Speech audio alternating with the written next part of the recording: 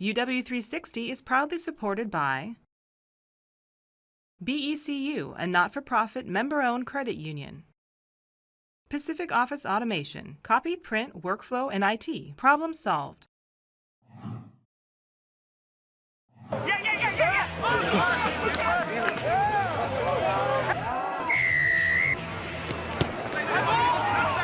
Spring 2013. A group of men watched the Husky Rugby Club renewing their annual rivalry with the Ducks of Oregon. What they witnessed takes them way, way back in time. 50 years to be precise. It all started with an ad in the Daily. With no coach and just a few overseas grad students who'd played before, the club struggled to begin with. The first games we played were pretty ragged. Our skill levels were not good. We practiced once a week. And after all that effort, the team lost its first 5 games. Joe Superfisky recalls the steep learning curve he encountered playing in the scrum. It was nasty. There was some punching and gouging and kicking, and I don't remember any biting, but and there was a lot of conversation too.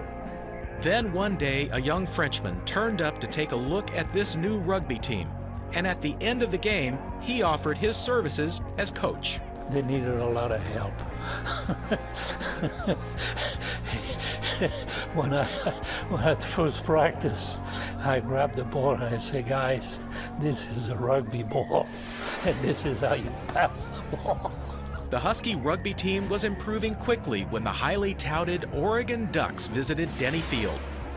With time running out and the score tied at 3 points apiece, the Ducks committed an infringement near their own goal. We had an opportunity for a penalty kick, and I kicked it, and probably with the wind behind me and a lot of good luck, it went through. And the first victory was a long time coming. Worked hard for. It was a real feeling of elation that we had really created something. That creation celebrates its 50th anniversary in 2013. The team is thriving once again under first-year head coach Brian Schoener, a UW alumnus and former USA national team player. This guy right here, you gotta secure that ball. For the players, the appeal of the game is the same as it was 50 years ago. The best part about rugby is just unleashing on somebody. You know, it feels so good, and that's really what I love about rugby is being able to hit people and have fun doing it. Playing the game, you get to know all the guys, you fight, you bleed for each other. Rugby's physicality and camaraderie crosses the decades. If I come and blow out here, and I'm here, he's gotta be rucking me. And the influence of that 1963 team on today's players should not be underestimated.